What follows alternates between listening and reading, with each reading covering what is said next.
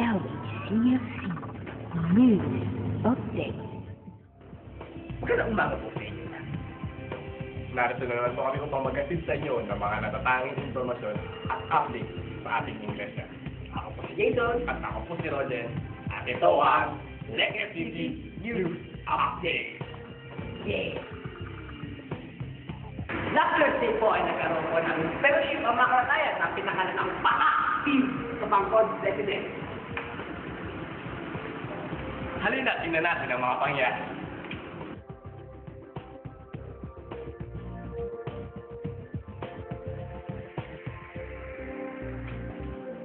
Yesterday, nagsimula na ang pagtuturo sa second batch ng music school. Let's check out kung anong mga nangyari kahapon.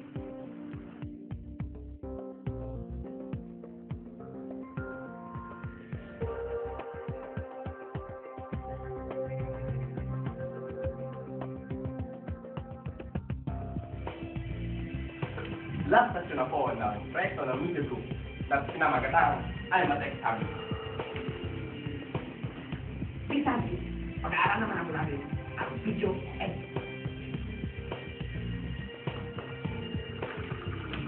See you at ISPM.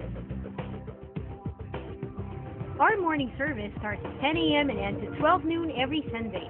Enjoy God's presence and fellowship with our co-believers. For the young people, the youth service is for you. 2:30 p.m. until 4 p.m. every Sunday. Every Friday, we hold our prayer meeting at 8 p.m. Itaas natin ang Panginoon sama-sama habang tayo'y tapat na nananalangin sa Kanya. It's great to spend more time with our co-believers as we study His Word. So make sure na may cell group ka na ang kinabibilangan. We hold our men's and women's joint fellowship every third Sunday of the month after our morning service. Huwag kalimutan! For all the church workers, don't forget our workers' fellowship every first Wednesday of the month. This is a great time to have fellowship with one another.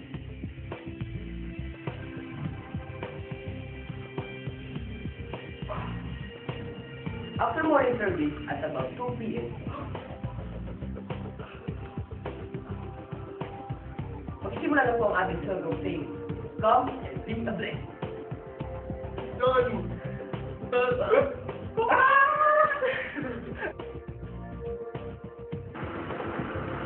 Good and upright is the Lord. Psalm 25, verse 8.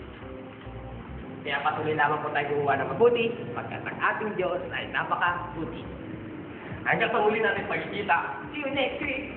at ito ang LHCFC News Update. Shalom! Bye! LHCFC News Update.